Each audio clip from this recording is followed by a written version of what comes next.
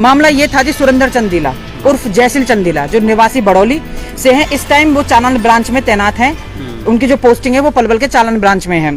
मैंने उन पे 1 महीने पहले एक मुकदमा दर्ज था 119 FIR नंबर, जो 376 और 313 का उन पे मुकदमा दर्ज था। उनमें उनकी बेल डिसमिस हो चुकी है शुक्रवार को 13 जुलाई को। 1 महीने से ऊपर हो गया, ना तो उनकी कोई गिरफ्तारी हो रही है और वो फरार है।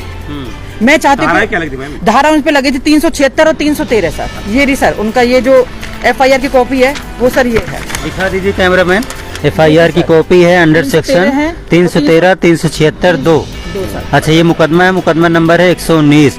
तो क्या केस हुआ था, क्या किया था इन्होंने इतना ही वाहियात, इन्होंने मुझसे पीछे छुड़ाने के लिए इन्होंने मुझे बदनाम कर लिया। एक बहुत ही गंदी और बहुत ही वाहियात पहले आप हनी ट्रैप के आरोप लगाए थे। हाँ, इन्होंने मेरे पर हनी ट्रैप के आरोप लगाए थे। मैंने इनका 1.5 लाख का सैमसंग का फोन और इनसे मैंने 5 लाख रुपए ऐंठे, क्योंकि ये एक पुलिस डिपार्टमेंट में है। तो कहीं ना कहीं उनके पुलिस वालों ने उनका साथ देकर और मेरे खिलाफ हनी ट्रैप का मुकदमा दर्ज करवा दिया था। जो जिसके हमारी पलवल पुलिस के पास कोई भी सबूत या कोई भी प्रतिक्रिया ऐसी नहीं हुई कि मेरे खिलाफ कुछ वो कार्रवाई कर सके। FIR आपने पहले लगाई थी या बाद में? नहीं, मैंने FIR ये बाद में लगाई थी 11 तारीख को। क्या आरोप लगाए? आरोप है 376 313। कैसे गलत काम इन्होंने कब किया था?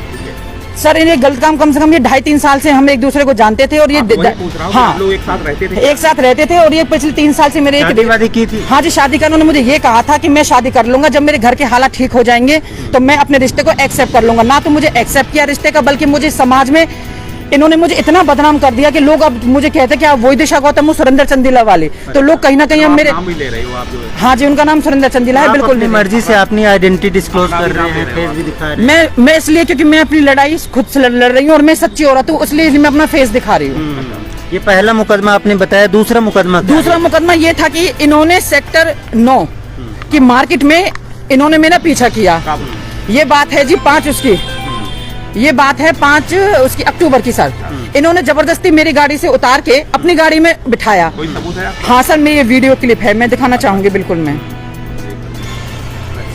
आप खोलिए, जब तक मैं FIR दिखा देता हूँ, बता देता हूँ। आप खोलिए, ये दूसरी FIR है, मैडम ने दर्ज कराई है। जैसे मैं मुझे विश्वास था कि शायद मेरे साथ ये कुछ गलत नहीं करेंगे, क्योंकि हम 3 साल से एक रिश्ते में थे। मुझे ये लगा था कि शायद ये शायद कुछ कर देंगे।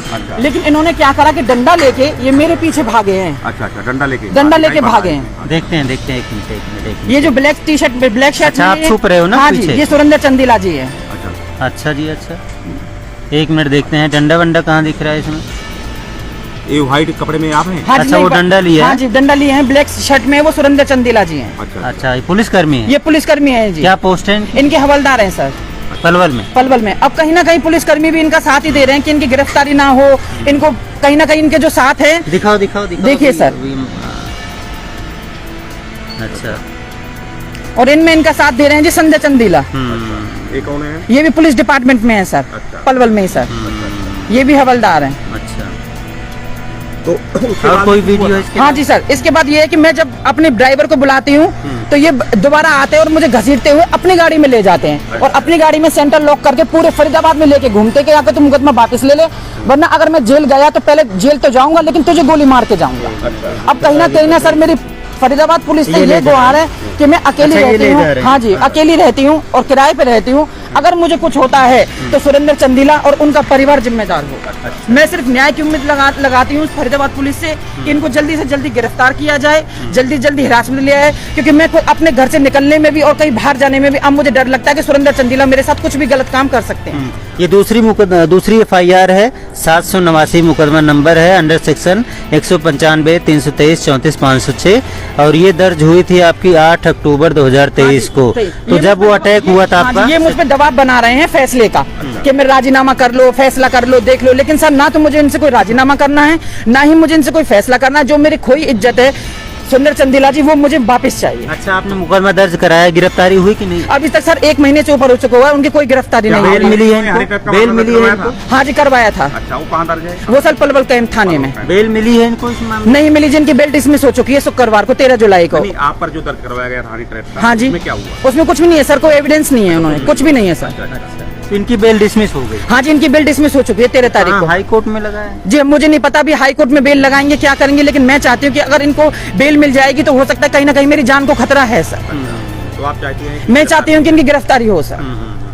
गिरफ्तारी चाहती हैं? मैं इनकी गिरफ्तारी चाहती हूँ सर, क्योंकि कहीं ना कोई डर तो नहीं आप? सर डर है, मुझे जान से मारने का डर है। ये पक्का है कि ये मुझ पे जानलेवा हमला दूसरा जरूर करेंगे। कभी ऐसा बोला है गोली? हाँ, जिन्होंने ये कहा है कि अगर मैं जेल गया तो तुझे गोली मार के जाऊंगा मैं। कोई रहता है अकेले? जी मैं अकेली में फैमिली में अकेली रहती हूँ मैं। मेरे क्योंकि जो रिश्ते थे वो सुरेंद्र चंदीला जी की वजह से मेरे सारे रिश्ते खत्म हो चुके हैं। तो बहुत सारे लोग कह रहे हैं जो बर्बादी का कारण है वो सिर्फ सुरेंद्र चंदीला है।